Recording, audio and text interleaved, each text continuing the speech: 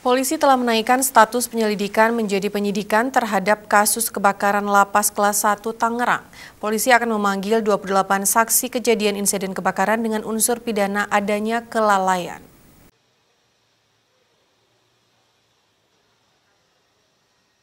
Kabag Penum Divisi Humas Polri, Kombes Ahmad Ramadan, dalam konferensi pers yang dilakukan di RS Polri Jakarta Timur pada Sabtu 11 September menyatakan kasus kebakaran lapas Tangerang telah naik menjadi tahap penyidikan dari sebelumnya, yaitu penyelidikan. Polda Metro Jaya telah membuat surat panggilan kepada para saksi kejadian kebakaran di Lapas 1 Tangerang, yaitu diantaranya 14 pegawai lapas yang berjaga pada saat kejadian, 7 orang warga binaan, 3 orang dari pemadam kebakaran, dan 3 orang dari PLN, serta Ketua Lapas kelas 1 Tangerang. Penyidik belum menyimpulkan siapa tersangkanya, tapi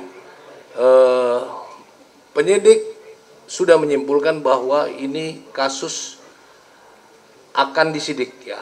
Nantinya tentu akan ada tersangka, tapi saat ini belum menyimpulkan kasus tersebut bisa merupakan kelalaian akibat kebakaran tersebut ya. Cuma saat ini penyidik sedang mendalami siapa yang lalai sehingga terjadinya kebakaran tersebut. Selain itu telah dilakukan penyitaan barang bukti, diantaranya 13 ponsel, rekaman CCTV, gembok, anak kunci, dan barang bukti lain terkait dengan tindak pidana.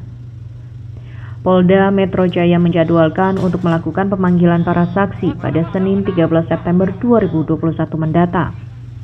Jika ditemukan unsur kelalaian yang dilakukan oleh saksi, maka akan dikenakan pasal 187 Jungto, 188 Jungto, 359 KUHP.